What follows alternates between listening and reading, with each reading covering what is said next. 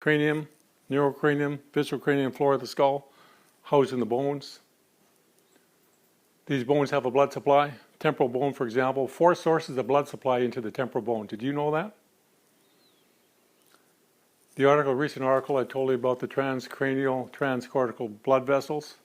These transcortical blood vessels are involved in the bones of the skull, but they're a little bit unique in the sense that the transcortical blood vessels, they go through the bone of the skull to the periosteum, but straight into the brain as well. Think of the middle ear, for example. The middle ear is housed within the temporal bone. If you take a shot to the head, for example, that's a stressor to the bone. It's just not to the brain, it could be a stressor to the bone as well.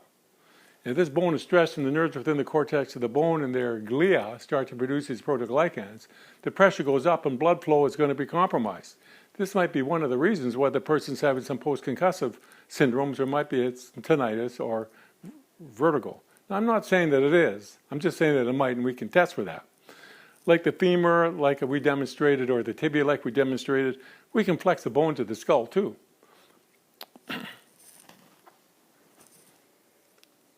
Okay, just lean into me now if you would. There we have this. Now, can I go a little harder? You okay? Mm-hmm. Talk to me. Can I go harder? Yeah.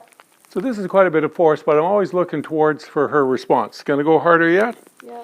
And I hold that for a bit, and after maybe 15 seconds, I let it go.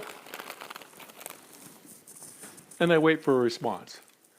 I can change the position on the skull, change the position around the skull, but if I'm looking for the temporal bone, I want to make sure one of my contacts is on the temporal bone, but really the guiding light is her response. Can I do that again? Yeah.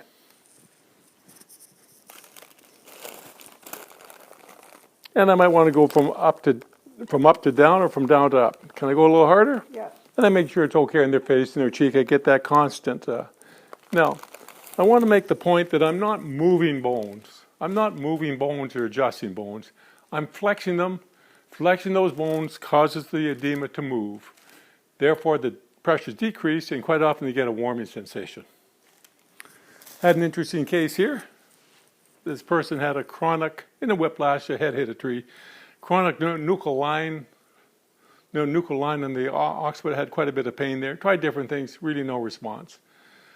So finally we did a procedure. Are you ready here?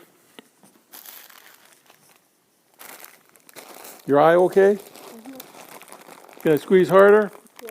And by doing this, flexing the occipital bone, his pain went away, first time. Now in that case, that chronic pain in the nuchal line in the occipital bone, in that case, the problem was the enthesis on the bony side, the hard tissue side of the enthesis. In the case of the temporal bone, it might be a blood supply within the inner ear itself. These are all tests. Many bones in the skull, ethmoid bone, sphenoid bone, any of these bones can be effective. It's interesting that when a person gets a knock in their head, what happens is that so often they lose their smell. Some with the ethmoid bone, something with the cribriform plate. Who's to say it's not edema within the bone itself? It behooves you to study this stuff, because there's a lot to study. When you look in the head and the neck, there's a huge amount of physiology, anatomy, pathology, different things going on there. But there's only a few procedures.